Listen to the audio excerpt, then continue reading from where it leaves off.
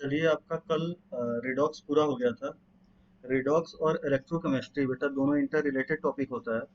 तो रिडॉक्स के जस्ट बाद आज आपका इलेक्ट्रोकेमिस्ट्री हम करा दे रहे हैं। तो आइए एक एक क्वेश्चन करके हम देखते चले इलेक्ट्रो का। पहला क्वेश्चन ये बेटा 2019 नीट का है आपका। क्वेश्चन पढ़ लीजिए। फॉर द सेल रिएक्शन, और सेल रिएक्शन दिया हुआ है कि 2 mole of ferric plus 2 mole of iodide ion react with each other to form 2 mole of ferrous plus 1 mole of I2।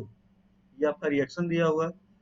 फिर ई नॉट सेल इक्वल टू दिया हुआ है कि 0.24 वोल्ट है, 298 केल्विन पे है। द स्टैंडर्ड गिव्स free energy of the cell reaction is, और फैराडे कांस्टेंट एफ का वैल्यू दिया हुआ है। तो ढंग से देखो, एग्जामिनर ने एक सेल रिएक्शन दी हुई है और उस सेल रिएक्शन में एग्जामिनर ने बेटा सेल की कंप्लीट ई नॉट दी हुई है और डेल्टा जी नॉट पूछ रहा है। तो सबसे पहले आप सोचिए कि डेल्टा जी नॉट और ई नॉट में रिलेशन क्या होता है।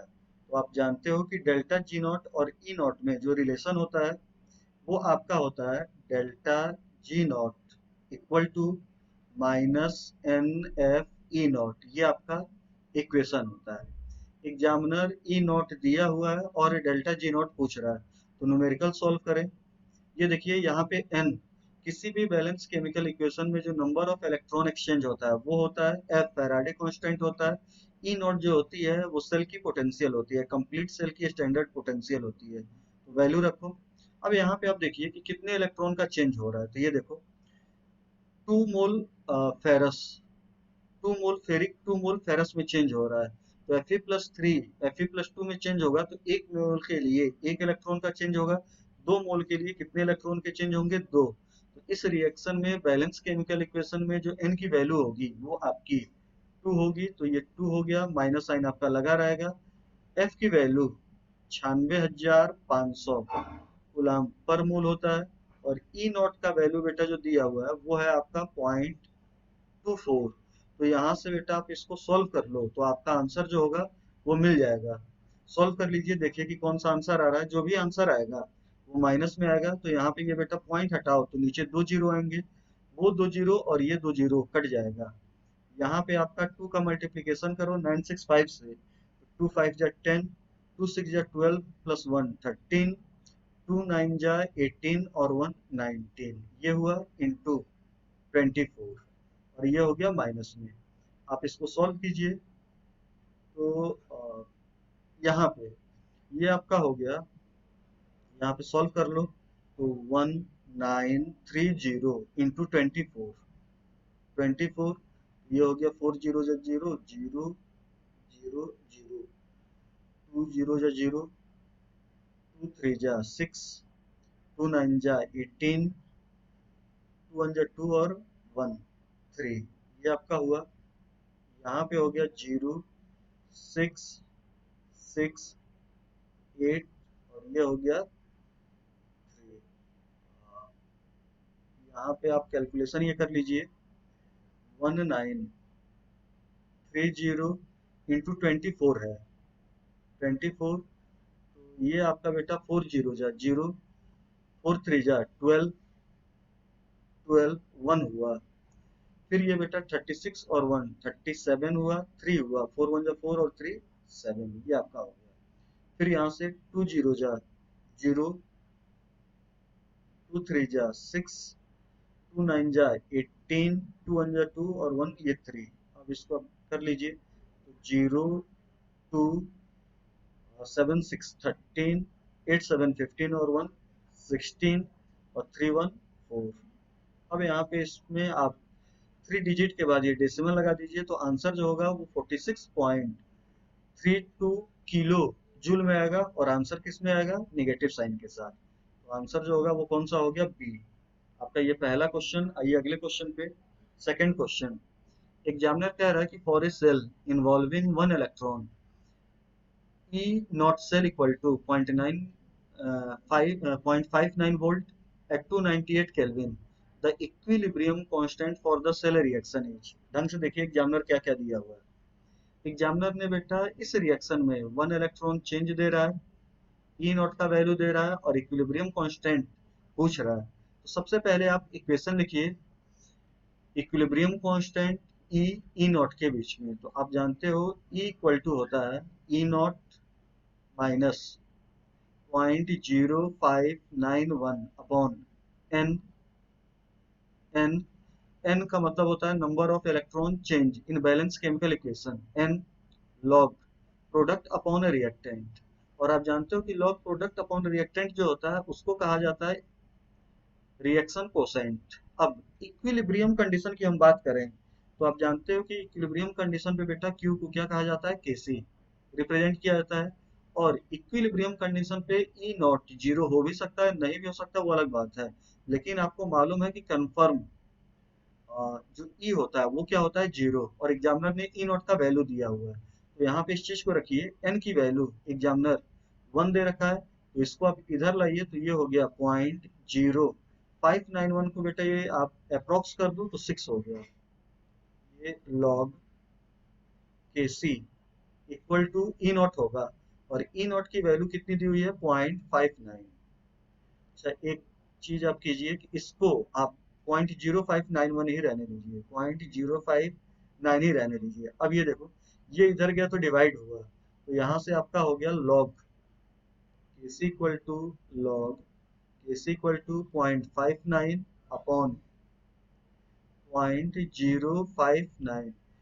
ऊपर सॉल्व करो तो ऊपर 1000 होगा, नीचे 100 होगा, ये और ये कट गया, ऊपर क्या बच गया आपका 10। लॉग केसी इक्वल टू 10 हुआ, तो केसी इक्वल टू ये देखिए ये इधर जाएगा, तो बेटा ये जो होगा वो 10 के पावर में जाएगा, जो बेस होता है उसके पावर में ये नंबर चला गया, तो आंसर हो गया 10 की पावर 10। तो आपका आंसर इसमें जो जाएगा वो होगा फोर्थ डी, 1 इंटू 10 की पावर 10।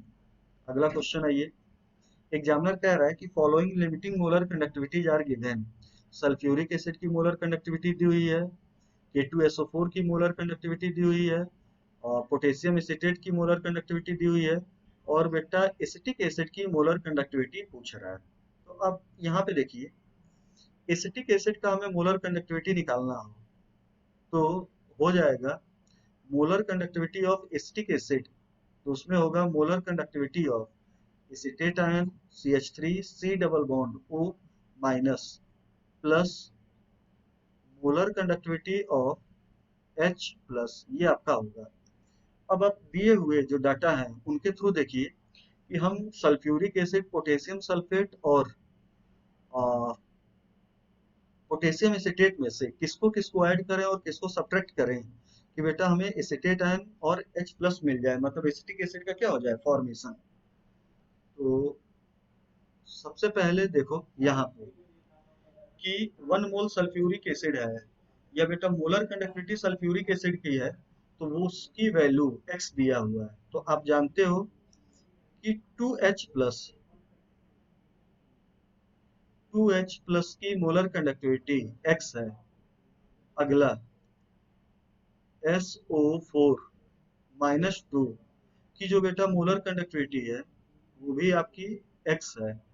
अगला 2 पोटेशियम प्लस 2 मोल पोटेशियम प्लस, इसकी जो मोलर कंडक्टिविटी होगी वो y होगी। अगला सल्फेट SO4 माइनस 2, इसकी जो मोलर कंडक्टिविटी होगी वो आपकी y होगी। अगला acetate ion CH3 C double bond OO minus, इसकी जो मोलर कंडक्टिविटी होगी वो कितनी होगी, Z होगी। और अगला हमें पोटेशियम प्लस की भी मोलर कंडक्टिविटी क्या होगी, Z होगी।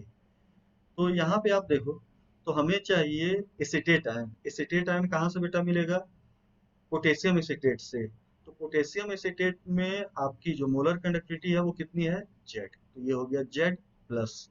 अब हमें H प्लस की चाहिए, तो H प्लस की कहाँ से मिलेगी, सल्फ्यूरिक एसिड, लेकिन हमें सिंगल H प्लस चाहिए, जबकि 2 H प्लस की बेटा मोलर कंडक्टिविटी कितनी है, X। तो सिंगल मोल की या 1 मोलर की H प्लस की मोलर कंडक्टिविटी X/2 होगी, तो ये हो गया X/2। अब हमें बेटा माइनस करना है के को, माइनस करना है सल्फेट को, इन सब चीजों को माइनस करना है, तो ये माइनस हो गया।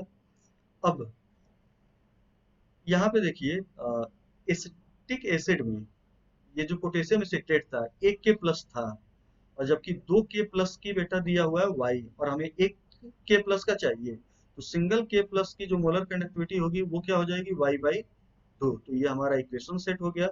इसको आप सोल्व करो तो देखो कौन सा आंसर जाएगा, तो आंसर होगा x-y/2 + z। ये आपका फोर्थ आंसर होगा। अगला ये question number fourth.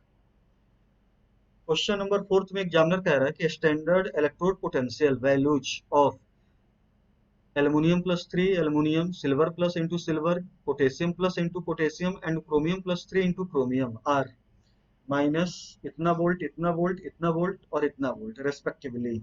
The correct decreasing order of reducing power.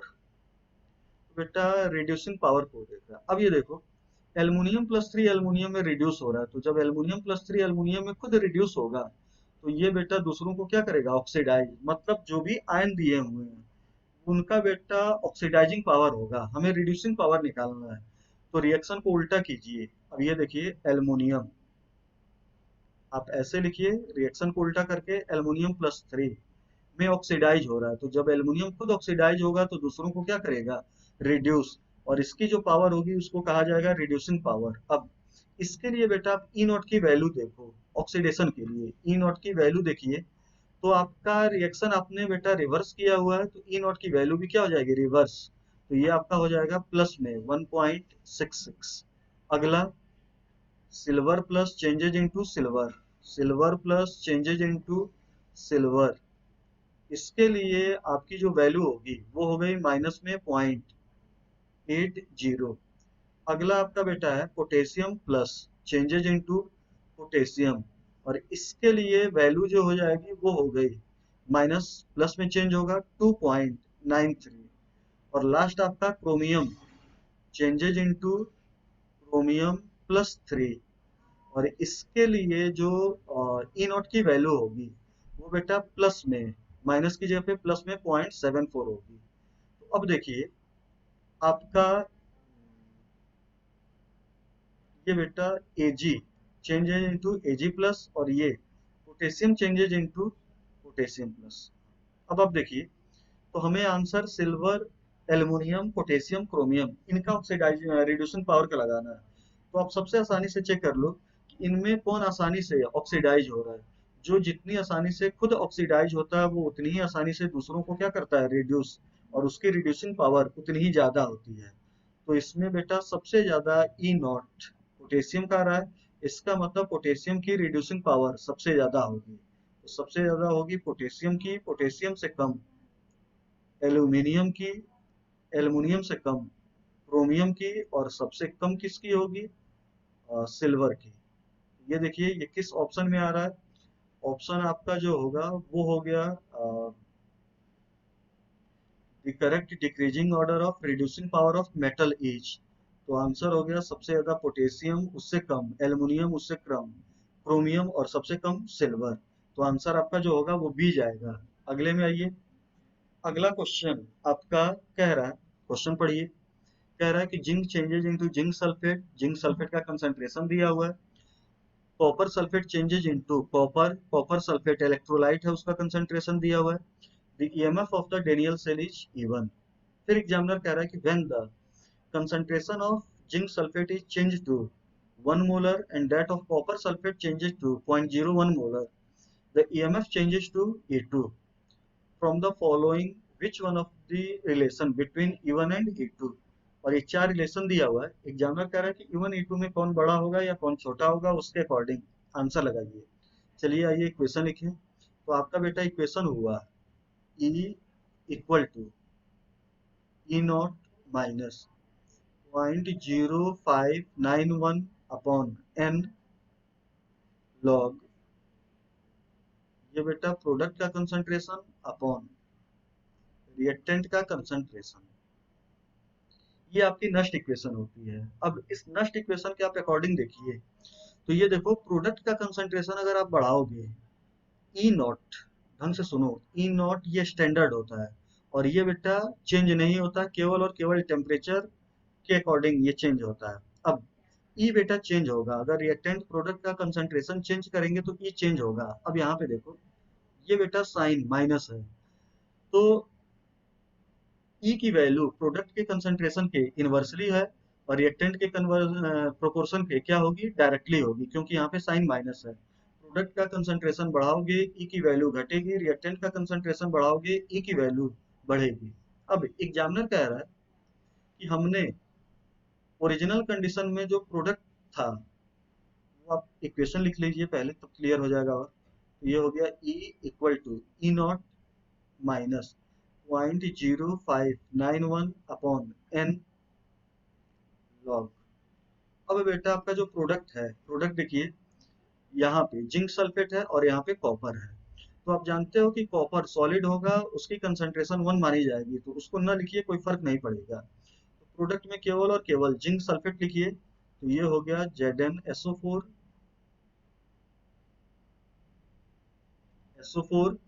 और दूसरा हो गया नीचे रिएक्टेंट। तो रिएक्टेंट देखिए जिंक हुआ, जिंक सॉलिड होता है, उसकी कंसंट्रेशन 1 होगी। दूसरे हाफ सेल में बेटा आपका जो रिएक्टेंट हुआ वो कॉपर सल्फेट हुआ, तो ये हो गया कॉपर सल्फेट। यहाँ पे आप जिंक सल्फेट का देखिए, तो शुरू में इनिशियल जिंक सल्फेट का कंसंट्रेशन 0.01 दिया हुआ है और कॉपर सल्फेट की बेटा कंसंट्रेशन 1 दी हुई है। अब अगला चेक करो, तो ये देखो जिंक सल्फेट जो है उसकी कंसंट्रेशन इन्होंने चेंज की और चेंज करके 1 कर दी। और ये आप देखिए कॉपर सल्फेट की कंसंट्रेशन इन्होंने चेंज करके 0.01 कर दी। तो पूछ रहा है कि अगर शुरू में इनिशियल कंसंट्रेशन पे E1 है, तो बेटा जो कंसंट्रेशन चेंज की है उस पे E की वैल्यू E2 कितनी होगी, मतलब E1 से बराबर होगी, E1 से कम होगी या E1 से ज्यादा होगी। तो ये देखो यहाँ पे जो बेटा ये आपका ऊपर वाला प्रोडक्ट है जो जिंक सल्फेट है, उसकी कंसंट्रेशन को रिएक्टेंट एग्जामिनर घटा रहा है। तो ये देखो इसकी कंसंट्रेशन को घटा रहा है, इसका मतलब ई की वैल्यू क्या होगी, बढ़ेगी।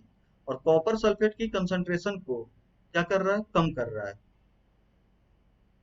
तो इसकी कंसंट्रेशन को बढ़ा रहा है तो ई की वैल्यू घटेगी, और रिएक्टेंट की कंसंट्रेशन को घटा रहा है तो ई की वैल्यू क्या होगी, घटेगी। मतलब दोनों कंडीशन में क्या हो रही है, घट रही है। तो इसका मतलब हुआ कि ई वन ज्यादा होगा और ई टू की वैल्यू क्या होगी, कम होगी। ऐसा आप ऑप्शन चूज कीजिए। तो ये आपका जो ऑप्शन होगा वो कौन सा हो गया, सेकंड। आइए अगले क्वेश्चन में, क्वेश्चन नंबर 6। एग्जामिनर पूछ रहा है, कह रहा है कि the molar conductivity of 0.5 mole decimetre cube, decimetre cube का बेटा मतलब litre, mole per litre. 1 decimetre cube equal to होता है 1 litre. The molar conductivity of 0.5 mole per litre solution of silver nitrate with electrolytic conductivity siemens centimetre inverse at 298 kelvin each. Examiner ने बेटा ये electrolytic conductance दिया हुआ है, concentration दिया हुआ है और मोलर कंडक्टिविटी पूछ रहा है। आइए इक्वेशन चेक करें क्या होता है। मोलर कंडक्टिविटी इक्वल टू होता है equivalent conductivity upon molarity of solution. अब यहाँ पे देखिए आपका ये दिया हुआ है 5.76 इंटू 10⁻³ और ये है बेटा 0.5। अब आंसर देखो किस में दिया हुआ है, सेंटीमीटर स्क्वायर में। तो ये तो सेंटीमीटर में है, लेकिन ये किस में है, डेसीमीटर। तो इस डेसीमीटर को सेंटीमीटर में आप चेंज करोगे, इस डेसीमीटर को आप बेटा सेंटीमीटर में चेंज करोगे, तो यहाँ पे 1000 का आपको क्या करना होगा, मल्टीप्लीकेशन। तो ये 1000 का आपने मल्टीप्लीकेशन किया तो ये और ये आपका कैंसिल हो गया। ये पॉइंट हटाइए और ये आप पॉइंट हटाइए, तो ऊपर 10 होगा, नीचे 100 होगा, मतलब नीचे एक आपका बचा रहेगा। तो आपका आंसर हो गया 576/50। 50 इसको सॉल्व करो तो 5 1 5, यहाँ पे बेटा ये 5 1 5 2 26 हुआ, 5 5 जा 25 ये हुआ। आप 10 से डिवाइड कर दो तो 11.5 समथिंग ये आंसर आएगा। आंसर आपका कौन सा हो गया, सेकंड। अगले क्वेश्चन में आइए, क्वेश्चन नंबर 7। एग्जामिनर कह रहा है कि during the electrolysis of molten sodium chloride time required to produce 0.1 mole chlorine gas using a current of 3 ampere. Examiner कह रहा है कि हमारे पास सोडियम क्लोराइड है, मोल्टेड सोडियम क्लोराइड है, उसकी इलेक्ट्रोलिसिस कराई जा रही है 3 एम्पियर करंट पास किया जा रहा है, तो 0.1 मोल क्लोरीन गैस का फॉर्मेशन हो रहा है। तो बेटा टाइम कितना लगा होगा, और टाइम का आंसर जो दे रहा है वो आपका मिनट में निकल रहा है। तो पहली बात बेटा, इस क्वेश्चन में जो आपका टाइम निकलेगा वो सेकंड में निकलेगा। सेकंड में निकले उसके बाद आप उसको 60 से डिवाइड कीजिए तो आंसर आपका मिनट में निकलेगा। अब इस न्यूमेरिकल को कैसे सॉल्व कीजिएगा, फैराडे लॉ का यूज होगा। लेकिन आप एक सिंपल मेथड देखिए, फैराडे लॉ में हमने कहा था कि जो भी चीज दिया हो या जो भी चीज पूछा जा रहा हो, दोनों के नंबर ऑफ ग्राम इक्विवेलेंट क्या कर दो, सेम कर दो। अब दोनों के नंबर ऑफ ग्राम इक्विवेलेंट आप सेम करोगे तो ये ध्यान दीजिएगा कि जो चीज जिस फॉर्म में दिया हो उसी फॉर्म में आप ग्राम इक्विवेलेंट का फार्मूला यूज कीजिए। और ग्राम इक्विवेलेंट के बहुत सारे फार्मूले होते हैं, कई अलग अलग क्वेश्चन में अलग अलग टाइप का फार्मूला यूज होगा, तो एक एक करके हम आपको ग्राम इक्विवेलेंट का फार्मूला रिकॉल कराते चलेंगे। एक चीज और, इस फार्मूले में आप देखिए तो क्लोराइड आयन है, Cl माइनस है, और ये बेटा आपका Cl2 में चेंज हो रहा है, Cl2 गैस में चेंज हो रहा है। तो यहाँ पे बैलेंसी फैक्टर की आवश्यकता पड़ेगी Cl2 की। तो ये देखिए चेंज, देखिए -1 से कहाँ पे हो रहा है, 0। मतलब चेंज क्लोरीन गैस में Cl2 में एक एटम होगा, उसके ऑक्सीडेशन नंबर में चेंज कितने का है, 1 का। और बेटा जो बैलेंसी फैक्टर होती है वो एक मॉलिक्यूल में जितने एटम होते हैं टोटल एटम के ऑक्सीडेशन नंबर में चेंज होती है। अब Cl2 के एक मॉलिक्यूल में 2 क्लोरीन के एटम है, तो टोटल चेंज कितने का हो गया, 2 का। मतलब बैलेंसी फैक्टर कितनी हो गई, 2। ये आपकी बैलेंसी फैक्टर हो गई। अब आइए न्यूमेरिकल सॉल्व करें। टाइम पूछ रहा है और बेटा मोल दिया हुआ है, तो मोल के फॉर्म में ग्राम इक्विवेलेंट का फार्मूला होता है मोल इनटू बैलेंसी फैक्टर। तो यहाँ पे आप देखिए तो ये 0.1 मोल क्लोरीन दिया हुआ है, और आपको मालूम है कि क्लोरीन की बैलेंसी फैक्टर कितनी होती है, 2। तो ये ग्राम इक्विवेलेंट हो गया क्लोरीन का जो डाटा दिया हुआ है। अब पूछ रहा है टाइम, तो टाइम के फॉर्म में बेटा ग्राम इक्विवेलेंट होता है Q अपॉन 96,500, और आप जानते हो कि Q इक्वल टू क्या होता है, IT। इस क्वेश्चन में I दिया हुआ है और T आपसे पूछ रहा है। हालांकि Q equal to N E भी होता है, नंबर ऑफ इलेक्ट्रॉन भी होता है, लेकिन यहाँ पे टाइम दिया हुआ है, करंट दिया हुआ है, टाइम पूछ रहा है, तो IT हम रखेंगे। अब यहाँ से सॉल्व करो तो ये बेटा आपका हो गया 2/10 इक्वल टू I की वैल्यू दी हुई है 3 एम्पियर, और क्या पूछ रहा है आपसे, टाइम। T IT अपॉन 96,500 ये हुआ। यहाँ से बेटा आप देखो तो एक जीरो ये कैंसिल हो गया। सॉल्व कीजिए तो टाइम इक्वल टू हो गया, ये हो गया 0, 5 टू जा 10, 6 टू जा 12 और 1 13, 9 टू जा 18 और 1 19। ये आपका हुआ, और ये आपका बेटा कितने से डिवाइड हो गया, 3 से। अब एक चीज और देखिए, ये आंसर आपका सेकंड में आएगा, उस सेकंड को मिनट में डिवाइड करना है, तो और कितने से डिवाइड कर दीजिए, 60 से। तो ये आपका हो गया 6 3 जा 18 हो गया। सॉल्व कीजिए तो यहाँ पे आप जो भी आपका आंसर होगा, यहाँ पे देखिए 6 3 जा 18 ये हो गया। अब 1930 को 18 से डिवाइड करो तो यहाँ पे आपका होगा 18 1 जा 18। ठीक, मतलब जो भी आंसर होगा वो 1 से शुरू होगा, और केवल आपको कौन सा दिख रहा है, बी। ये आप चेक कर लीजिएगा, आंसर होगा 110 मिनट। आइए अगले क्वेश्चन पे, क्वेश्चन नंबर 8। यहाँ पे आप देखिए, if the E naught cell for a given reaction has a negative value, कह रहा है कि नेगेटिव वैल्यू है, which of the following gives correct relationship for value of delta G naught and equilibrium constant के। Examiner कह रहा है कि ई नॉट की वैल्यू निगेटिव में है, तो कौन सा इनमें से रिलेशन सही है। एक डेल्टा जी नॉट को रिलेट कर रहा है, तो सबसे पहले delta G not E not में आप रिलेशन चेक कीजिए। तो डेल्टा जी नॉट और ई नॉट में रिलेशन होता है delta G naught equal to -n f, और ये हो गया ई नॉट। अब ये देखिए इसमें पहले से माइनस लगा हुआ है, और ई नॉट का वैल्यू भी किसमें है, माइनस, तो ये माइनस और ये माइनस क्या हो जाएगा, प्लस। मतलब जो भी आंसर आएगा डेल्टा जी नॉट का वो पॉजिटिव में आएगा, मतलब डेल्टा जी नॉट 0 से क्या होगा, बड़ा होगा। ये आपका हो गया। अब यहाँ पे आइए अगला, ई नॉट दिया हुआ है और इक्विलिब्रियम कांस्टेंट के बारे में बात कर रहा है, तो दूसरा हमारे पास फार्मूला हुआ E equal to E naught minus 0.0 0.0591 upon n और log के सी, या इक्विलिब्रियम कांस्टेंट। आप जानते हो इक्विलिब्रियम पे ई नॉट की वैल्यू क्या होती है, 0 होती है। तो इक्वेशन आपका चेंज हुआ 0.0591 अपॉन n log के सी इक्वल टू ई नॉट, ये हुआ यहाँ से।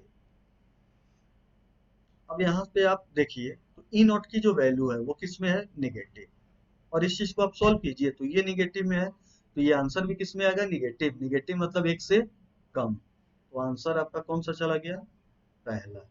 अगले क्वेश्चन पे आइए, क्वेश्चन नंबर 9। एग्जामिनर पूछ रहा है कि number of electrons delivered at the cathode during electrolysis by a current of 1 ampere in 60 second, charge on electron इतना दिया हुआ है।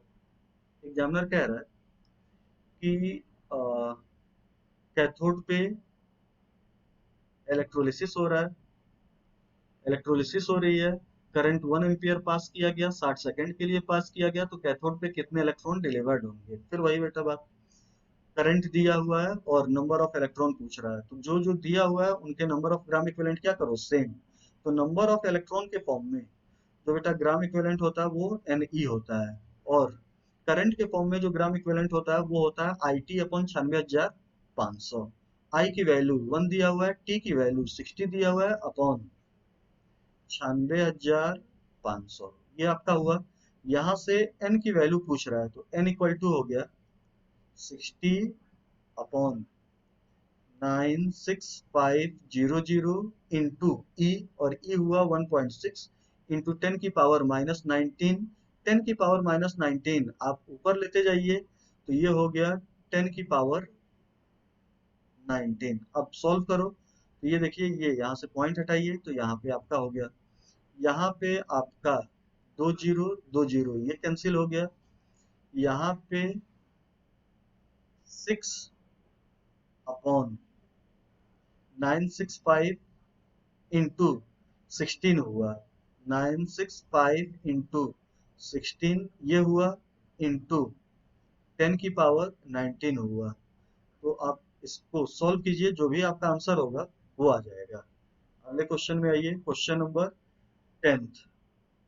कह रहा है zinc can be coated on iron to produce galvanized iron, but the reverse is not possible, it is because. कह रहा है कि गैल्वेनाइजेशन में आयरन के ऊपर बेटा जिंक की कोटिंग होती है, लेकिन कभी भी जिंक के ऊपर आयरन की कोटिंग नहीं होती है, ऐसा क्यों। तो आप देखिए इलेक्ट्रोकेमिकल सीरीज, इलेक्ट्रोकेमिकल सीरीज में बेटा जो ऊपर होता है, ये मान लो इलेक्ट्रोकेमिकल सीरीज है, रिडक्शन पोटेंशियल के बेस पे है, रिडक्शन पोटेंशियल के बेस पे है, तो ऊपर वाला ऑक्सीडाइज होता है और नीचे वाला क्या होता है, रिड्यूस्ड होता है। अब हमें बेटा गैल्वेनाइजेशन में करना क्या होता है कि कोई भी एक मेटल होता है उसको ऑक्सीडेशन से, रस्टिंग से बचाना होता है, और इसमें बचाने के लिए जैसे आयरन को बचाना है तो जिंक की हम कोटिंग करा रहे हैं। ऐसा क्यों करा रहे हैं, क्यों करा रहे हैं, तो इसका मतलब हुआ कि हमें जिंक, आयरन को ऑक्सीडाइज नहीं होने देना है। किसको ऑक्सीडाइज होने देना है, जिंक। और जिंक को ऑक्सीडाइज होने देना है, इसका मतलब जिंक इलेक्ट्रोकेमिकल सीरीज में आयरन से क्या होना चाहिए, ऊपर। और जो ऊपर होता है उसकी इलेक्ट्रोड पोटेंशियल की वैल्यू निगेटिव में क्या होती है, ज्यादा होती है। तो यहाँ पे देखिए आप ऑप्शन चेक कीजिए, zinc is lighter than iron, नहीं होगा answer. Zinc has lower melting point than iron, नहीं होगा answer. Zinc has lower negative, यहाँ पे पहले ही कह दिया lower negative electrode potential than iron, ये भी नहीं होगा। Zinc has higher negative electrode potential than iron, तो ये वाला आंसर क्या हो जाएगा, सही हो जाएगा। आइए अगले क्वेश्चन पे, question number 11th, 2016। The pressure of hydrogen, the pressure of hydrogen required to make the potential of hydrogen electrode zero in pure water at 298 Kelvin। Examiner कह रहा है कि 298 केल्विन पे, मतलब 25 डिग्री सेंटीग्रेड पे, 298 केल्विन पे pure water में hydrogen electrode H2 electrode, इसकी जो प्रेशर है H2 की वो जीरो हो जाए, pressure of hydrogen required to make the potential of hydrogen electrode, hydrogen electrode की ई की वैल्यू 0 हो जाए, इसके लिए H2 का प्रेशर कितना रखना होगा। तो सबसे पहले बेटा आप हाइड्रोजन गैस इलेक्ट्रोड की रिएक्शन लिखिए, और एग्जामिनर कुछ नहीं कह रहा है, तो जब तक एग्जामिनर किसी भी रिएक्शन के बारे में कुछ न कहे, हमें बेटा उस रिएक्शन की रिडक्शन लिखना चाहिए, रिडक्शन पोटेंशियल के फॉर्म में सोचना चाहिए। ये आईपीएससी का बेटा रूल होता है। तो हमारा हो गया H plus, hydrogen electrode reduction के फॉर्म में हो तो H प्लस चेंज होगा H2 गैस, ये आपका हो गया। बैलेंस कर दीजिए इक्वेशन, 2H प्लस हो गया। अब इसके अकॉर्डिंग नस्ट इक्वेशन लिखें, तो आप देखो नस्ट इक्वेशन हो गया E equal to E naught minus 0.0591 upon N, आप जानते हो इस रिएक्शन के लिए n की वैल्यू 2 लॉग प्रोडक्ट, और यही बेटा H2 है, गैस है, तो उसकी कंसंट्रेशन नहीं होगी, प्रेशर होगी, जो कि एग्जामिनर पूछ रहा है, अपॉन H प्लस और H प्लस का स्क्वायर। अब देखिए अगर हमें H प्लस का कंसंट्रेशन मिल गया तो ये न्यूमेरिकल सॉल्व हो जाएगा। अब यहाँ पे एक चीज देखो, तो ये बेटा जो है स्टैंडर्ड है, और इसके लिए ई नॉट की वैल्यू 0 होती है, ये कंफर्म है। एग्जामिनर कह रहा है कि इस ई को 0 करने के लिए, हाइड्रोजन गैस इलेक्ट्रोड की पोटेंशियल 0 करने के लिए ये प्रेशर कितना होना चाहिए, तो ये भी हमें 0 मानना होगा। अब H प्लस हमें मिल जाए, तो ये देखो यहाँ पे बेटा प्योर वाटर है और टेम्परेचर कितना है 25 डिग्री सेंटीग्रेड। आप जानते हो कि 25 डिग्री सेंटीग्रेड पे प्योर वाटर में hydrogen ion concentration, hydroxyl ion concentration दोनों सेम होता है, 10 की पावर -7 मोल पर लीटर होता है। ये अगर बेटा टेम्परेचर यही 25 की जगह पे 60 होता तो ये 10 की पावर -6.5 होता। अगर वही बेटा 95-90 होता तो 10 की पावर माइनस क्या लेते, 6 लेते। तो यहाँ पे 10 की पावर -7 स्क्वायर कर दो तो 10 की पावर -14, तो ये देखो 0 इक्वल टू, ये हो गया बेटा -0.0591/2 लॉग PH2 के बारे में पूछ रहा है, और ये हो गया 10 की पावर -14। अब यहाँ से सॉल्व कीजिए, तो ये उधर जाएगा तो ये प्लस में हो गया, प्लस में हो गया।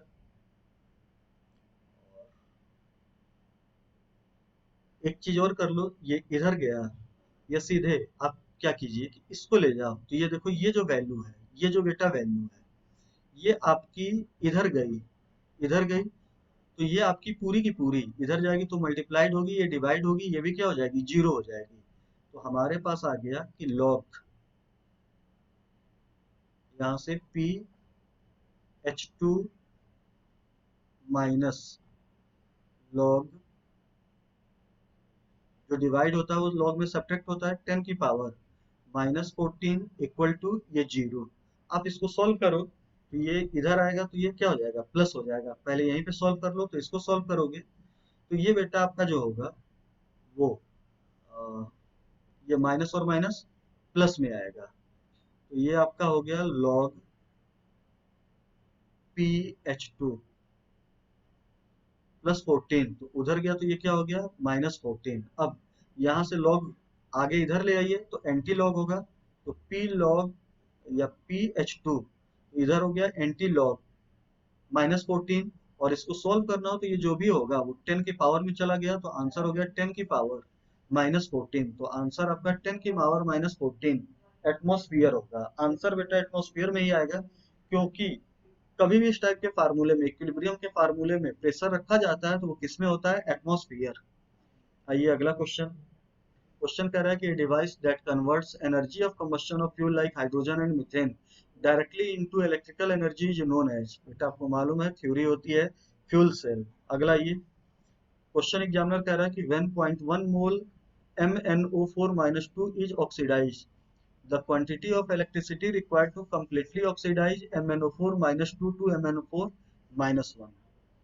हमें बेटा ये नंबर ऑफ मोल इसका दिया हुआ है, और कह रहा है कि जब मैग्नेट पर मैग्नेट में चेंज हो, 0.1 मोल मैग्नेट पर मैग्नेट में चेंज हो, तो कितनी इलेक्ट्रिसिटी की, कितने क्यू की, अमाउंट ऑफ इलेक्ट्रिसिटी पूछ रहा है, तो कितने क्यू की आवश्यकता पड़ेगी। आंसर आपका बेटा कूलाम में दिया है, मतलब आई नहीं क्यू पूछ रहा है, तो मोल के फॉर्म में बेटा आप ग्राम इक्विवेलेंट लिखिए, मोल इनटू बैलेंसिंग फैक्टर। और ये देखो MnO4 इसमें चेंज हो रहा है, तो मेरे अकॉर्डिंग आप चेंज कीजिए, तो 4 2 8, 2 निकल गया, +6 हुआ, ये बेटा +7 हुआ, बैलेंसिंग फैक्टर कितनी हुई, 1 हुई, upon equal to Q upon 96,500, Q upon 96,500।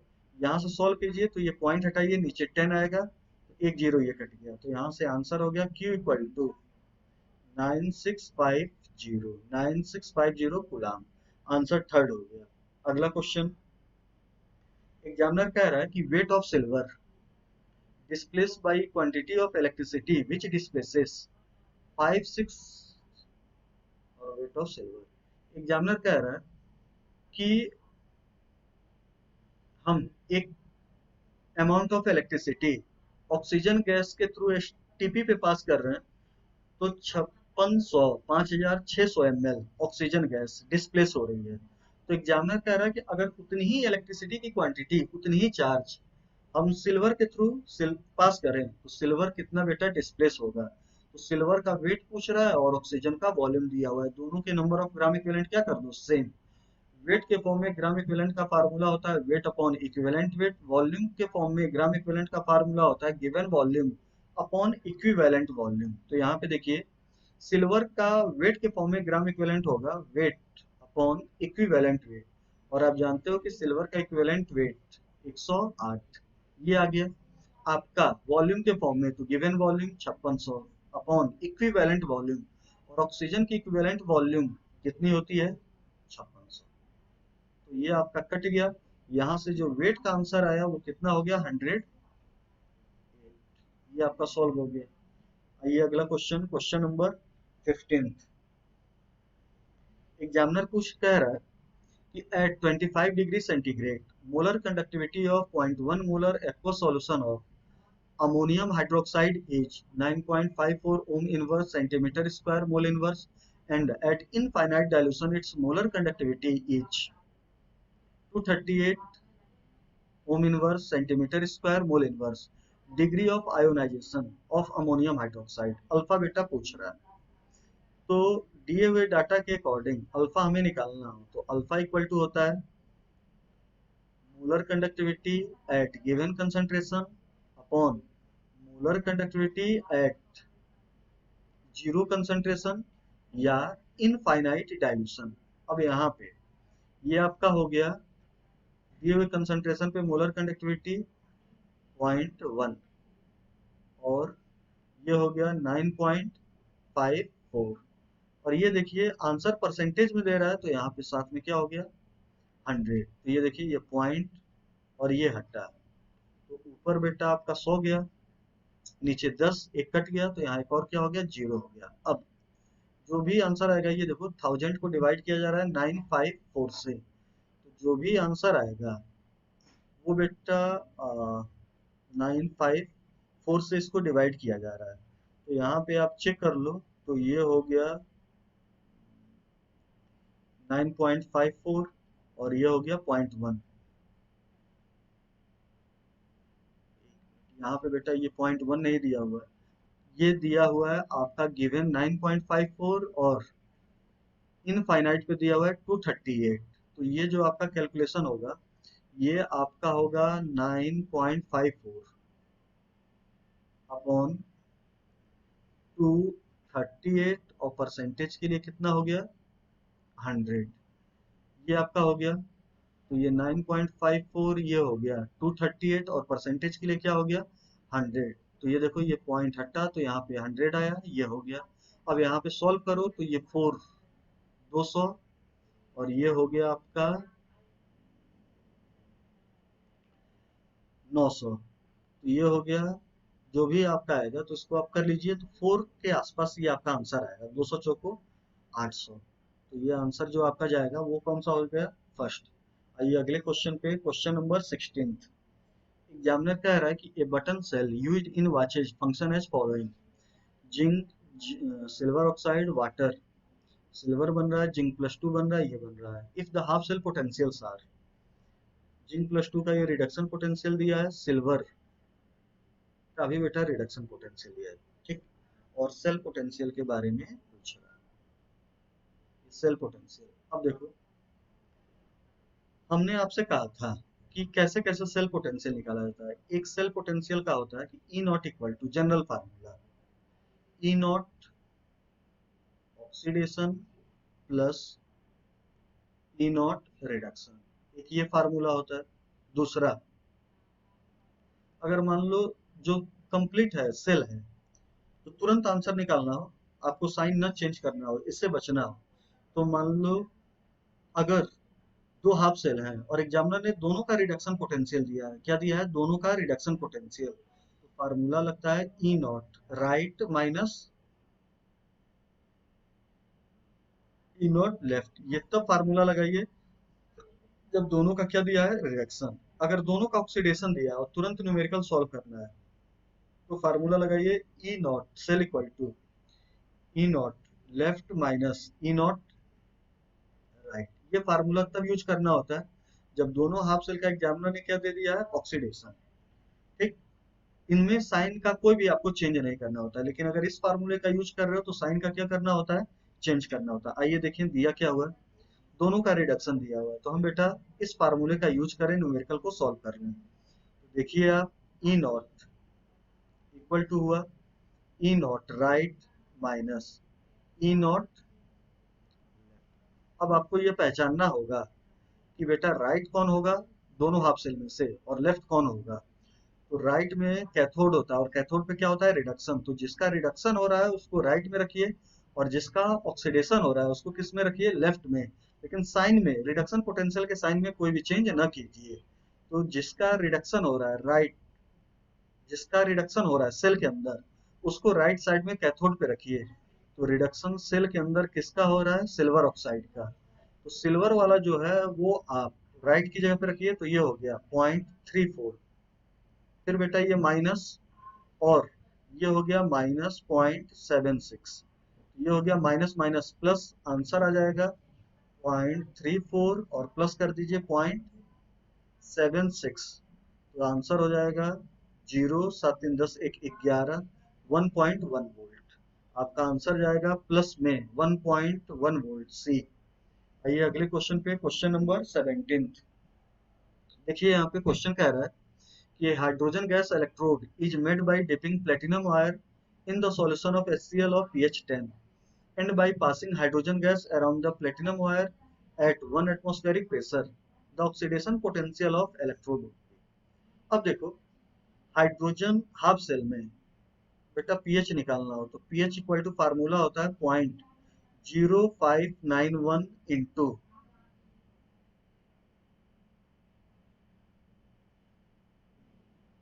Formula होता है, ऑक्सीडेशन पोटेंशियल पूछ रहा है, तो ई नॉट फार्मूला होता है 0.0591 इंटू पी एच।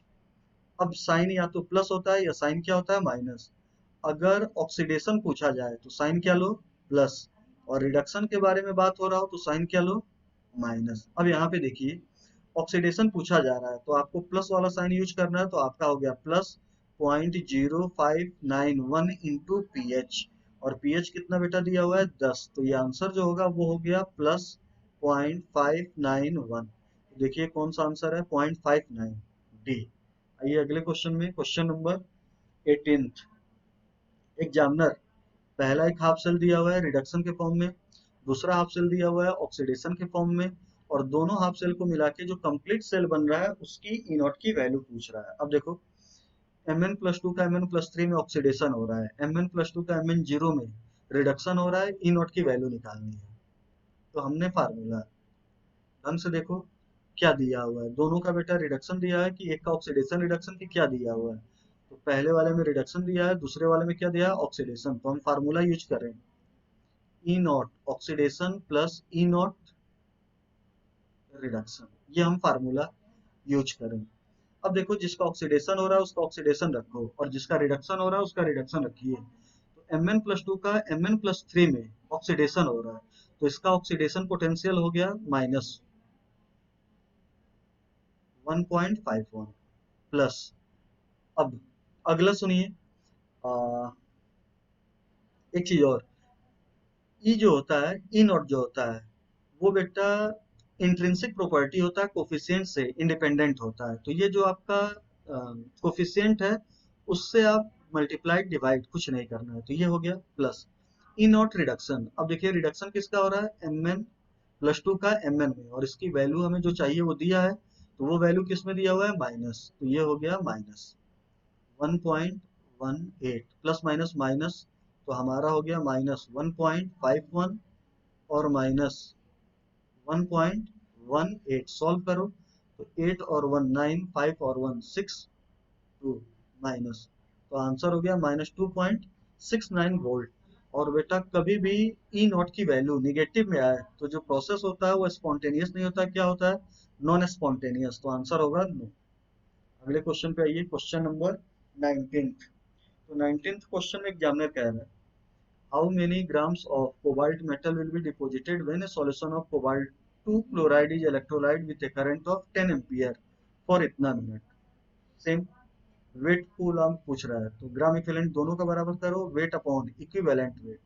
कोबाल्ट का एटॉमिक वेट है 59, तो कोबाल्ट का इक्विवेलेंट वेट होगा atomic weight upon valency factor, ये हो गया equal to I T, I T, T हो गया 109 मिनट, सेकेंड में चेंज करो इंटू 60 अपॉन 96,500, तो यहाँ से आप सॉल्व कर लो तो आपका वेट जो भी आंसर आएगा वो निकल आएगा। अगले क्वेश्चन पे आइए, क्वेश्चन नंबर 20। तो यहाँ पे examiner molar conductivity of ammonium hydroxide is equal to, examiner ammonium hydroxide की मोलर कंडक्टिविटी पूछ रहा है और दिया किसका किसका है, अमोनियम क्लोराइड, सोडियम क्लोराइड और सोडियम हाइड्रोक्साइड। तो आपको सोचना है कि अमोनियम क्लोराइड है ना, सोडियम क्लोराइड और सोडियम हाइड्रोक्साइड, इन तीनों का हम आपस में क्या करें कि अमोनियम हाइड्रोक्साइड मिले, तो इसको इसको जोड़ दो और इसको क्या कर दो माइनस, तो इसको इसको जोड़ोगे तो अमोनियम हाइड्रोक्साइड मिलेगा, इसको माइनस करोगे तो NaCl निकल आएगा, मतलब ammonium chloride plus sodium hydroxide, ammonium chloride plus sodium hydroxide minus sodium chloride, ये हमें करना होगा। आइए अगले क्वेश्चन पे, क्वेश्चन नंबर 21। एग्जामिनर कह रहा है कि standard reduction potential of half cells are given, ये आपका रिडक्शन दिया हुआ है, फिर पूछ रहा है कि the strongest oxidizing and reducing agent respectively are, oxidizing and reducing agent respectively are, तो किसका बेटा कौन सबसे स्ट्रॉन्ग ऑक्सीडाइज होगा और कौन सबसे स्ट्रॉन्ग रिड्यूस होगा, या सबसे स्ट्रॉन्ग ऑक्सीडाइजिंग एजेंट कौन होगा और सबसे स्ट्रॉन्ग रिड्यूसिंग एजेंट कौन होगा, तो बेटा जो जितनी आसानी से रिड्यूस होगा वो उतनी स्ट्रॉन्ग ऑक्सीडाइजिंग एजेंट होगा। तो देखिए यहाँ पे फ्लोरीन क्लोरीन ब्रोमीन आयोडीन सबसे ज्यादा रिडक्शन पोटेंशियल फ्लोरीन का है, तो फ्लोरीन सबसे आसानी से रिड्यूस हो रहा है, मतलब इसकी ऑक्सीडेशन पावर, ऑक्सीडेशन पोटेंशियल सबसे ज्यादा होगी, तो फ्लोरीन की ऑक्सीडेशन पोटेंशियल सबसे ज्यादा होगी। अब जो खुद ऑक्सीडाइज होगा वो दूसरों को रिड्यूस करेगा और उसकी रिड्यूसिंग पावर होगी, ये देखिए F माइनस F2, उल्टा सोचिए Cl minus Cl2, Br minus Br2, I minus I2 में चेंज हो रहा है। अब फ्लोराइड क्लोराइड ब्रोमाइड आयोडाइड में आप देखो कि कौन आसानी से बेटा ऑक्सीडाइज हो रहा है, जो जितनी आसानी से ऑक्सीडाइज होगा उसकी रिड्यूसिंग पावर उतनी ज्यादा होगी, तो ये बेटा जब रिएक्शन उल्टा सोचोगे तो सब माइनस में होगा, ये भी माइनस में, ये भी माइनस में, ये भी माइनस में, ये भी माइनस में, डी वालस में माइनस में बेटा सबसे कम है, मतलब ये कंडीशन सबसे ज्यादा फेवरेबल है, तो आई माइनस की I2 में चेंज होने की टेंडेंसी सबसे ज्यादा है, तो बेटा आई माइनस स्ट्रॉन्ग क्या हो जाएगा, रिड्यूसिंग एजेंट, तो आंसर होगा फ्लोरीन और आई माइनस पहला। अगले क्वेश्चन पे आइए, क्वेश्चन नंबर 22। एग्जामिनर कह रहा है कि molar conductivity eight infinite dilution of sodium chloride HCl sodium acetate इतना इतना इतना है, और किसका पूछ रहा है, एसिटिक एसिड का, तो बेटा sodium chloride HCl sodium acetate दिया हुआ है और एसिटिक एसिड का पूछ रहा है, तो हमें करना क्या है कि मोलर कंडक्टिविटी CH3COONA और HCl का ऐड कर दो और माइनस किसका कर दो, NaCl, Na कट गया, Cl कट गया, हमें मिल क्या जाएगा CH3COOH, चेक कीजिए कि कौन कौन है ऐसे। तो सोडियम एसिटेट का ऐड करो, सोडियम एसिटेट का कितना हो गया 91, है ना। HCl ऐड करो, HCl का कितना हो गया 425, 425.9, ये हो गया 0.9, 5.692, 11, ये हो गया 516, और इसमें से माइनस कितना कर दीजिए 126.4, तो आंसर हो गया 50, 11 में से 2 गया 9, 4 में से 1 गया 3, ये आंसर आएगा प्लस में 390.5 डी। अगला ये क्वेश्चन नंबर 23। एग्जामिनर कह रहा है कि the gives energy for the decomposition of Al2O3 at 500 degree centigrade is as follows: 2 by 3 alumina gives 4 by 3 aluminium plus O2 delta G equal to plus 960 coulomb joule per mole. The potential difference needed for the electrolytic reduction of aluminum oxide is at least. Aluminium oxide के electrolytic reduction हो, equation लिखिए। ये है, पूछ रहा है कि aluminium oxide का ये इलेक्ट्रोलिटिक रिडक्शन है, इसके लिए ई नॉट की वैल्यू क्या होगी, और डेल्टा जी नॉट का बेटा ये वैल्यू दिया होगा, ठीक। और पोटेंशियल डिफरेंस पूछ रहा है, तो delta G equal to minus N F E, ये होगा। डेल्टा जी दिया हुआ है 960 किलो जूल, ये हो गया जूल, माइनस एन, एन की वैल्यू देखो। अब देखो, कभी भी इस टाइप का इक्वेशन हो, हमारे पास किसी इन दोनों में से किसी भी कैटायन एनायन एक को पकड़ लो और उसके total electron, balance chemical equation में टोटल इलेक्ट्रॉन चेंज आप देख लीजिए, तो आपका बेटा जो न्यूमेरिकल हो जाएगा वो सॉल्व हो जाएगा। अब यहाँ पे आप देखो, तो यहाँ पे एल्युमिनियम +3 है, और यहाँ पे एल्युमिनियम क्या है 0, तो 2/3 Al2 में आप चेक करो, तो ये देखो, दो अगर एल्युमिनियम रहता, दो एल्युमिनियम, तो इलेक्ट्रॉन चेंज कितना होता 6।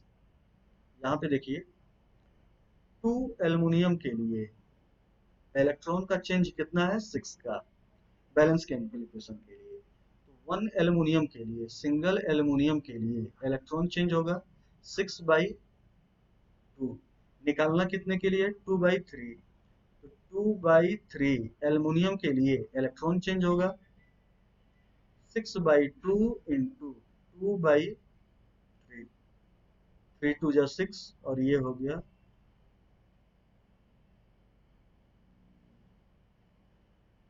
फिर से देखो, एक एल्युमिनियम के लिए, एल्युमिनियम पे होगा बेटा +3, तो एक एल्युमिनियम के लिए हो गया इलेक्ट्रॉन चेंज 3 का, तो दो एल्युमिनियम के लिए हो गया, दो एल्युमिनियम के लिए ये आपका जो इलेक्ट्रॉन चेंज हुआ वो कितने का हो गया 6, तो दो एल्युमिनियम में 6 का चेंज हो रहा है, तो 2/3 एल्युमिनियम में कितने का होगा, तो एक एल्युमिनियम में 3 का, तो दो एल्युमिनियम में 2 का, तो ये हो गया आपका 2, यहाँ पे 2 का होगा 2/3 Al2, ये हो गया 4/3 इंटू 6, 2 हो गया ये, तो -2 एन, एफ हो गया 96,500, और ई नॉट की बेटा वैल्यू जो हुई वो कितनी हो गई, वो हमें निकालनी है। तो यहाँ से सॉल्व करो, तो ई नॉट या ई नॉट के बारे में बात नहीं कर रहा, तो इक्वल टू हुआ 960, फिर ये बेटा 000 अपॉन 2 इंटू 96500, और आगे माइनस में ये आंसर आएगा, तो जो भी आपका आंसर मैच कर रहा हो वो आंसर आप चेक कर लीजिए।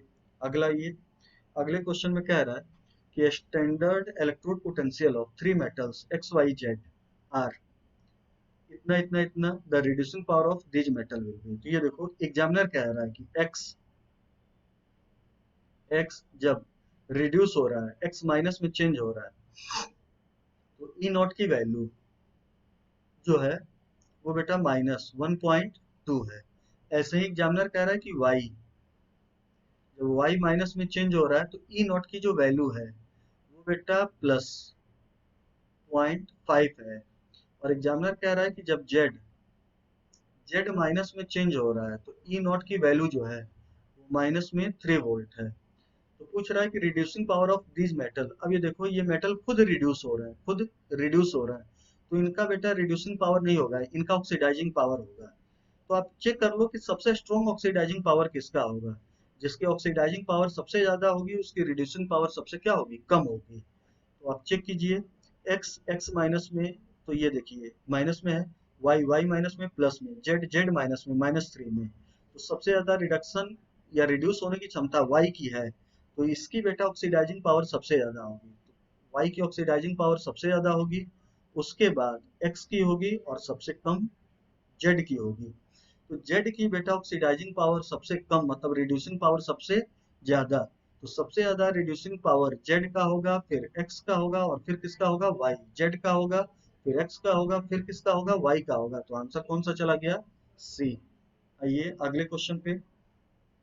एग्जामिनर क्वेश्चन में कह रहा है कि the electrode potential for copper +2 electron, इतना कॉपर +1 में, कॉपर +1 इलेक्ट्रॉन कॉपर में are 0.15 volt and 0.50 volt respectively, value of.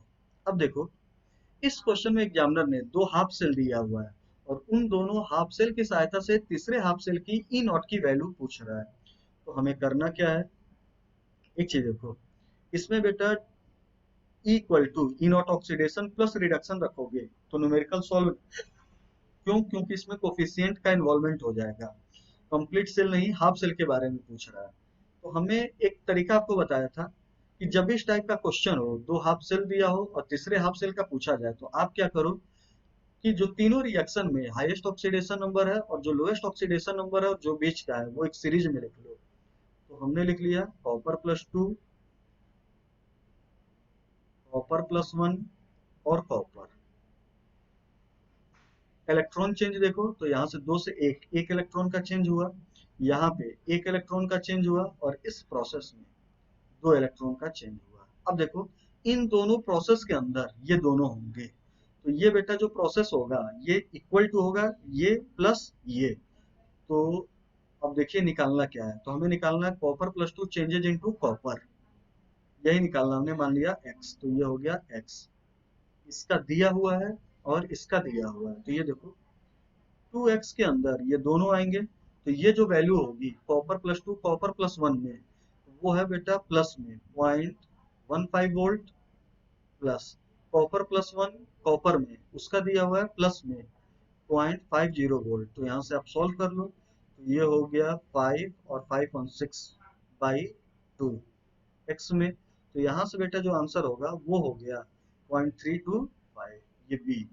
अगले क्वेश्चन में आइए, क्वेश्चन नंबर 26। एग्जामिनर देखिए क्या कह रहा है, कह रहा है कि स्टैंडर्ड रिडक्शन पोटेंशियल ये दिया हुआ है, कपल एज ये रिडक्शन दिया है, ये भी बेटा रिडक्शन दिया है। These two couples in the standard state are connected to make a cell. The cell potential will be, ये देखो हमारे पास एक सेल है, वो इन दो कॉम्बिनेशन से बन रहा है, लेकिन दोनों कॉम्बिनेशन का रिडक्शन पोटेंशियल दिया हुआ है और बेटा पूछ रहा है कि कंप्लीट सेल का क्या होगा।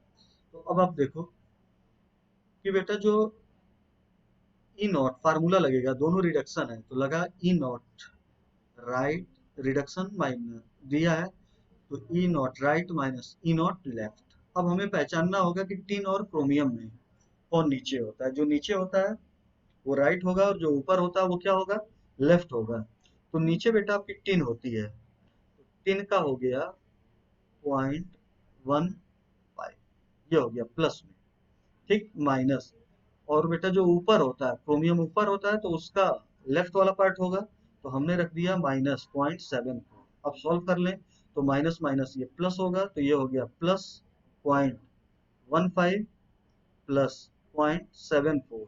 सॉल्व करो तो 54971 पॉइंट प्लस में ये आंसर आएगा। तो आंसर आपका कौन सा चला गया, बी। आइए अगले क्वेश्चन पे, क्वेश्चन है a solution contains ferrous, ferric and iodide ions. The solution was treated with iodine at 35 degrees centigrade. E naught for ferrous changes into ferric is 0.77 volt. E naught for I2 changes into iodide ion 0.536 volt. The favorable redox reaction is. Favourable redox reaction तभी होगा जब ई naught की value इसमें आएगी, positive में आएगी। तो check करो कब ई नॉट की वैल्यू पॉजिटिव में आएगी। तो ई नॉट इक्वल टू हुआ E naught oxidation plus E naught reduction, ये हमें निकालना है। तो यहाँ पे देखो ऑक्सीडेशन रिडक्शन, हम किसका ऑक्सीडेशन लें किसका रिडक्शन लें कि ये आंसर बेटा पॉजिटिव में आए, तो हमें अपने आप सोचना होगा। तो दोनों का रिडक्शन दिया है, तो ये देखिए ये ज्यादा है और ये क्या है कम। तो अगर हम इसका रिडक्शन ले लें तो यही रहेगा, ऑक्सीडेशन लें तो ये माइनस में होगा, तो माइनस वाला कम प्लस वाला ज्यादा, आंसर ओवरऑल किस में आएगा प्लस में। तो जो सेल रिएक्शन होगी उसमें आयरन प्लस 3 आयरन प्लस 2 में कन्वर्ट होगा और आई माइनस I2 में कन्वर्ट होगा, तभी बेटा ई नॉट की वैल्यू किस में आएगी पॉजिटिव में आएगी। तो रिएक्शन फेवरेबल होगा। अब इस रिएक्शन में देखो फेरिक फेरस में रिड्यूस हो रहा है और आयोडाइड आयोडीन में क्या हो रहा है ऑक्सीडाइज। तो आंसर हो गया I minus will be oxidize to I2, आपका क्वेश्चन नंबर 28। अगला क्वेश्चन आइए, क्वेश्चन है for the reduction of silver ions with copper metal standard cell potential was found to be 0.46 volt at 25 degree centigrade. Value of standard Gibbs free energy delta G naught. Equation हुआ आपका delta G equal to G naught equal to minus N F E naught, और E naught का value दिया हुआ है 0.46। अगर हमें N मिल जाए तो न्यूमेरिकल क्या हो जाएगा सॉल्व। ये देखो प्लस में है, ये प्लस माइनस में, तो प्लस माइनस माइनस में आंसर आएगा। अब N देखिए, तो यहाँ पे सिल्वर आयन है Ag प्लस, रिडक्शन किसके साथ हो रहा है कॉपर। तो ये बैलेंस इक्वेशन होती है 2Ag प्लस कॉपर, तो ये बनता है कॉपर प्लस 2 और 2Ag। इसमें N की वैल्यू जो होगी वो कितनी होगी 2 होगी। N की वैल्यू जो होगी वो बेटा कितनी होगी 2 होगी, तो N की वैल्यू 2 रख दो। डेल्टा G इक्वल टू हो गया -2 96,500 इंटू 0.46। इसको सॉल्व कर लीजिए, जो भी आपका आंसर होगा वो आएगा। क्वेश्चन नंबर 29 पूछ रहा है an increase in equivalent conductance of strong electrolyte with dilution. एक चीज देखो बेटा, वीक इलेक्ट्रोलाइट हुआ, वीक इलेक्ट्रोलाइट में हम डाइल्यूशन बढ़ाते हैं तो इक्विवेलेंट कंडक्टिविटी बढ़ती है। क्यों? क्योंकि वीक इलेक्ट्रोलाइट में जैसे जैसे डाइल्यूशन बढ़ाया जाएगा नंबर ऑफ आयन क्या होगा बढ़ेगा, ज्यादा ब्रेक डाउन होगा। लेकिन स्ट्रॉन्ग इलेक्ट्रोलाइट पहले से ही 100% क्या होती है आयोनाइज होती है। तो अगर कोई भी स्ट्रॉन्ग इलेक्ट्रोलाइट है पहले से 100% आयोनाइज है तो वो बेटा डाइल्यूशन आप बढ़ाइए, फर्दर आयोनाइजेशन नहीं होगा। लेकिन बेटा आप डाइल्यूशन बढ़ाओगे तो थोड़ा सा क्या होगा कि दोनों के बीच में जो फोर्स ऑफ अट्रैक्शन होगा आयन के बीच में टूटने के बाद वो थोड़ा सा और कम होगा, और फोर्स ऑफ अट्रैक्शन कम होगा तो मोबिलिटी क्या हो जाएगी ज्यादा हो जाएगी, और मोबिलिटी ज्यादा तो कंडक्टिविटी भी क्या होगी ज्यादा होगी। तो आंसर हो गया increase in ionic mobility of ions. Question number अगला, ये देखिए क्वेश्चन एग्जामिनर कह रहा है which of the following expression correctly represent the equivalent conductance at infinite dilution of aluminum sulfate given that aluminum plus 3 sulfate are the equivalent conductance। ये देखिए aluminium sulphate की equivalent conductance पूछ रहा है और एल्युमिनियम आयन और sulphate ion का equivalent ही दिया हुआ है। तो हमने कहा था कि बेटा कोई कोफिशिएंट का यूज नहीं, इक्विवेलेंट दिया हो इक्विवेलेंट निकालना हो तो simply equivalent conductivity of compound equal to equivalent conductivity of single plus single ion आप लिख दीजिए। तो आंसर होगा equivalent conductivity of aluminium sulphate equal to equivalent conductivity of aluminium plus and equivalent conductivity of sulphate ion. Answer हो गया B. Coefficient का use तभी किया जाता है जब मोलर दिया हो, मोलर पूछ रहा हो, या मोलर दिया हो या इक्विवेलेंट पूछ रहा हो। लेकिन इक्विवेलेंट दिया हो इक्विवेलेंट पूछे तो स्टैच्यूमेट्रिक कोफिशिएंट का कोई भी यूज नहीं होता है। आइए अगला क्वेश्चन नंबर 31। यहाँ पे आपका बेटा एग्जामिनर कह रहा है, अच्छा ये देखिए इन्होंने सिंपली सेल का कंप्लीट ई नॉट निकालना हो तो उसके लिए फार्मूला पूछ लिया है। तो फार्मूला 3 होता है, ई नॉट इक्वल टू, एक होता है E naught oxidation plus E naught reduction, एक ये दिया हुआ है। दूसरा होता है E naught equal to E naught right minus E naught left. ये तब यूज किया जाता है जब दोनों का क्या दिया हो, रिडक्शन पोटेंशियल। जब दोनों का क्या दिया हो, रिडक्शन। एक हुआ E naught equal to E naught left minus E naught right. Left minus right का यूज तब किया जाता है जब दोनों का क्या दिया होता है, ऑक्सीडेशन। ठीक, ऑक्सीडेशन रिडक्शन दिया हो तो E naught oxidation plus reduction, right minus left, left minus right use कीजिए। तो आप चेक कीजिए कि आंसर कौन होगा, EMF of cell equal to oxidation potential of anode minus reduction potential of anode. गलत है, साइन प्लस होती है। EMF of cell oxidation potential of anode minus plus reduction potential of cathode. ये सही है, E naught oxidation plus reduction. EMF of cell reduction potential plus reduction potential, गलत है। ठीक, EMF cell equal to oxidation potential of anode मतलब left minus oxidation potential of cathode मतलब right, left minus right. तो ये सही है। तो आंसर आपका दूसरा चौथा सही है, मैच कीजिए फोर्थ ऑप्शन। अगले क्वेश्चन में आइए, क्वेश्चन नंबर 32। फिर से देखो, कॉपर प्लस टू, एक हाफ सेल कॉपर में copper plus two copper plus one में चेंज हो रहा है। Reduction potential of copper plus और reaction cuprous changes into copper. Same वही क्वेश्चन लिखिए, सीरीज। दो हाफ सेल दिया हुआ है, एक हाफ सेल का पूछ रहा है, तो copper plus to changes into copper plus one changes into copper, और एक ये रिएक्शन। देखिए दिया क्या क्या है, तो कॉपर प्लस टू का कॉपर में दिया है 0.337, इलेक्ट्रॉन चेंज कितने का है, दो।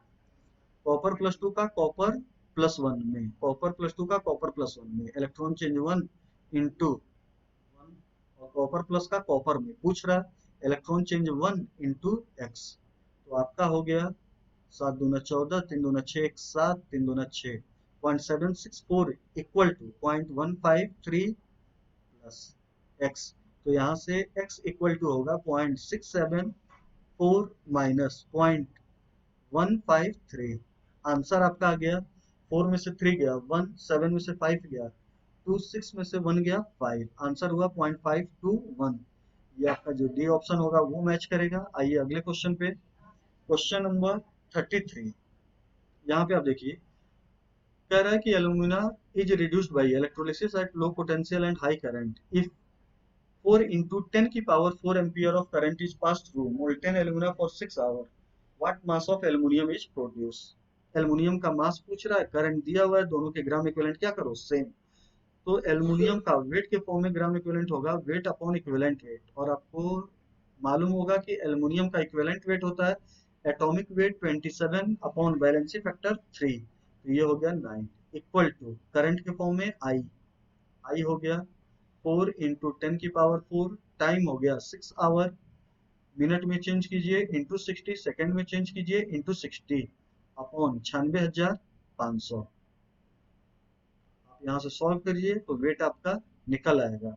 आइए अगला क्वेश्चन, क्वेश्चन नंबर 34। एग्जामिनर पूछ रहा है कि equivalent conductance of M/32 solution of weak monobasic acid is 8 and infinite 400 dissociation constant. बेटा के पूछ रहा है, सी मालूम है। अगर हम इक्विवेलेंट कंडक्टेंस की सहायता से अल्फा निकाल लें तो फार्मूला यूज कर दें, K equal to C alpha square, हमारा के निकल आएगा, कांस्टेंट निकल आएगा। सी देखिए कितना है, 1/32। अल्फा आपका होता है गिवन अपॉन इनफाइनाइट, गिवन कितना है 8, इनफाइनाइट कितना है 400, स्क्वायर कर दीजिए तो ये आपका हो गया 8 अपॉन 400। इसको सॉल्व कर लीजिए, आंसर आपका जो भी होगा वो आएगा। अगला क्वेश्चन नंबर 35th क्वेश्चन में कह रहा है, on the basis of following E naught values the strongest oxidizing agent is. तो ये देखो, स्ट्रॉन्गेस्ट ऑक्सीडाइजिंग एजेंट एग्जामिनर पूछ रहा है, तो जो बेटा खुद रिड्यूस होता है वो क्या होता है, दूसरों को ऑक्सीडाइज करता है, ऑक्सीडाइजिंग एजेंट होता है। तो यहाँ पे +4 और यहाँ पे यहाँ पे +2 और यहाँ पे +3, दोनों में ऑक्सीडाइज हो रहा है।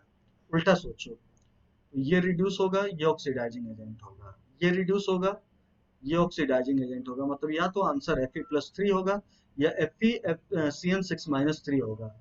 और रिएक्शन उल्टा सोचना है, रिएक्शन उल्टा सोचना है, तो जो साइन होगा वो भी क्या होगा, पलट जाएगा। तो ये प्लस, ये भी क्या हो जाएगा, प्लस। अब दोनों में देखो कि किसकी रिड्यूस होने की टेंडेंसी सबसे ज्यादा है, तो फेरिक की फेरस में रिड्यूस होने की टेंडेंसी सबसे ज्यादा है, तो बेटा इसकी ऑक्सीडाइजिंग पावर भी क्या होगी, सबसे ज्यादा। आंसर जो आपका जाएगा वो कौन सा हो गया, फेरिक।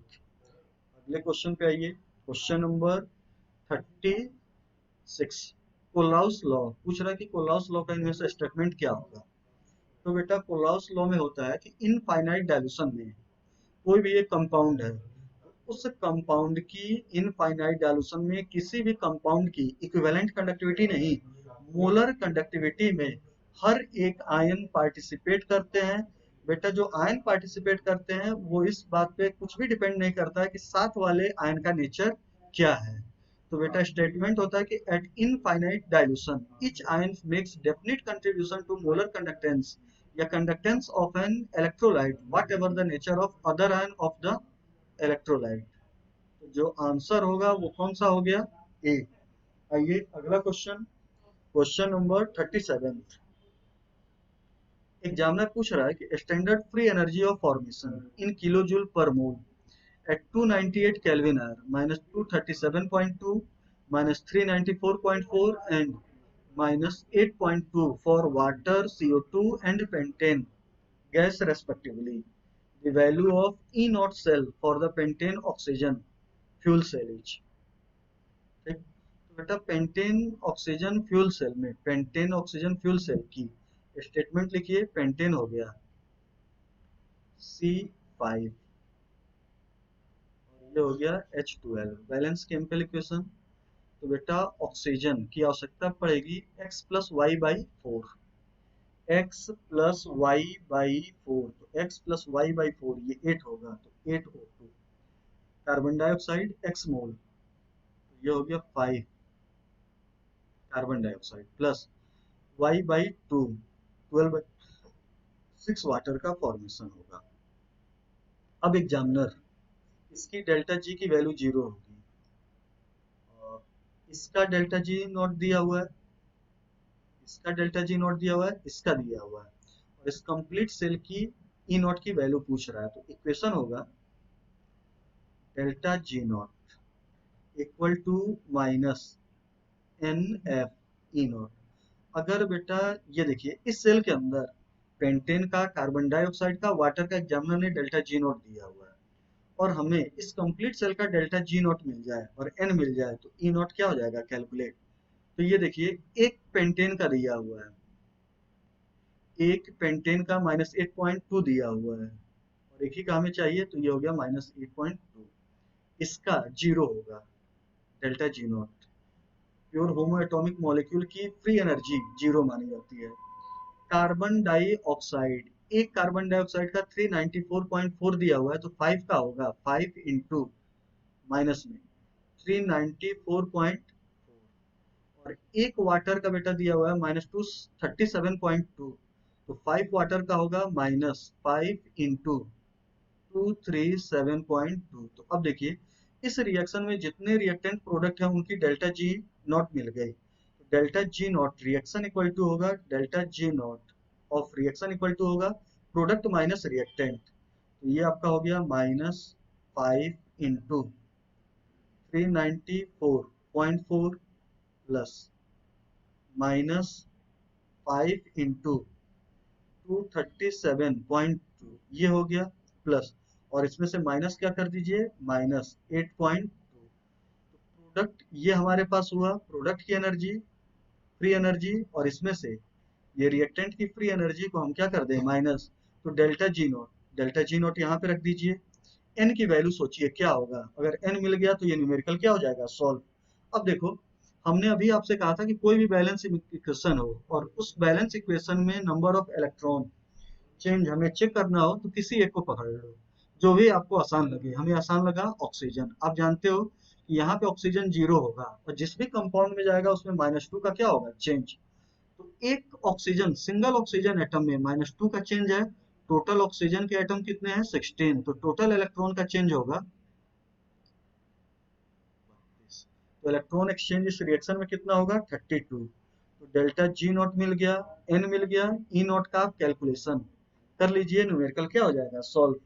आइए अगला क्वेश्चन, क्वेश्चन नंबर 38। एग्जामिनर पूछ रहा है कि the equilibrium constant for the reaction. आइए इक्वेशन लिखते हैं, E equal to E naught minus, बेटा इक्विलिब्रियम पे ई जीरो होता है, E equal to E naught minus 0.0591 upon N, दिए हुए इक्वेशन के लिए एन की value 2 log product upon reactant, और इक्विलिब्रियम पे उसको क्या कहा जाता है केसी। तो यहाँ पे आप सॉल्व करो तो अब ये हो गया पॉइंट, इसको आप कर दो 0591 को 0.06/2 लॉग के सी इक्वल टू ई नॉट, और ई नॉट को हो गया 0.46। यहाँ पे आप सॉल्व करो तो ये हो गया लॉग के सी इक्वल टू 0.46 अपॉन 0.03। ये सॉल्व कीजिए तो ये हो गया 3 1 जा 3, 3 5 जा 15, 1 हुआ 0 हुआ 10, 3 3 जा 9, ये हो गया लगभग बेटा 15.3। यहाँ पे आप देखिए कैलकुलेशन, लॉग के सी इक्वल टू हो गया 15.3। आप इसको सॉल्व करो, के सी इक्वल टू होगा 10 की पावर 15.3। तो यहाँ पे आप 0.3 की एंटी लॉग वैल्यू लिखो इनटू 10 की पावर 5। एंटी लॉग 0.1 जो होता है वो 1.1, एंटी लॉग 0.2 जो होता है वो होता है 1.5, और एंटी लॉग 0.3 जो होता है वो 1.9 होता है। तो ये लगभग 2 के बराबर हुआ, तो आंसर हो गया आपका 2 इंटू 10 की पावर 15, ये आपका हुआ। अब इसमें आंसर देखो कि कौन ऐसा मैच कर रहा है, ये सी मैच कर रहा है। थोड़ा सा बेटा ये डिफरेंस आ रहा है क्योंकि यहाँ पे हमने कैलकुलेशन जो है वो आपका अप्रोक्स कर दिया है। आइए अगला question number 39। Efficiency of fuel cell is given by, बेटा फार्मूला याद रखिए delta G upon delta H. अगला क्वेश्चन है ये, a hypothetical electrochemical cell is gives on EMF measured is cell reaction. ये देखिए एग्जामिनर कह रहा है कि ये हमारे पास एक सेल की रिप्रेजेंटेशन है, और इस दिए हुए सेल में बेटा ईएमएफ की जो वैल्यू है वो कितनी है 0.20। सेल रिएक्शन पूछ रहा है, तो ये देखो ये स्पॉन्टेनियस है, और स्पॉन्टेनियस है तो बेटा इसमें हमें कुछ भी चेंज नहीं करना है, जो जैसे दिया है वो वैसे। ये देखिए एक हाफ सेल ये है, दूसरा हाफ सेल ये है। सिंगल हाइफन के पहले जो होता है वो रिएक्टेंट होता है, बाद में प्रोडक्ट। सिंगल हाइफन के पहले रिएक्टेंट, बाद में प्रोडक्ट। तो इस रिएक्शन में ए प्लस में कन्वर्ट हो रहा है और बी प्लस बी में कन्वर्ट हो रहा है। ए प्लस में कन्वर्ट हो रहा है और बी प्लस किस में कन्वर्ट हो रहा है बी। तो आंसर कौन सा चला गया ए। आइए अगला क्वेश्चन, इसमें बेटा ये टोटल आपके 40 क्वेश्चन थे, 40 क्वेश्चन थे 2006 तक, 2019 से 2006 तक सारे के सारे क्वेश्चन एक एक करके हमने आपको क्लियर करा दिए हैं। फिर भी टॉपिक इम्पोर्टेंट है, रिडॉक्स इलेक्ट्रोकेमिस्ट्री इम्पोर्टेंट टॉपिक होती है, अच्छी टॉपिक होगी, न्यूमेरिकल आना ही आना है। अभी भी आपको लगता है कि कहीं पे डाउट है तो आप दिए हुए नंबर पे आप अपना क्वेश्चन सेंड कीजिए, जो भी डाउट है वो सेंड कीजिए, वो आपका क्लियर कराया जाएगा। अगला बेटा जो हम टॉपिक कराएंगे वो एक और बड़ा टॉपिक फिजिकल का, chemical equilibrium plus ionic equilibrium, NCERT में एक ही में दिया हुआ है, अनसोल्ड में एक ही में दिया हुआ है।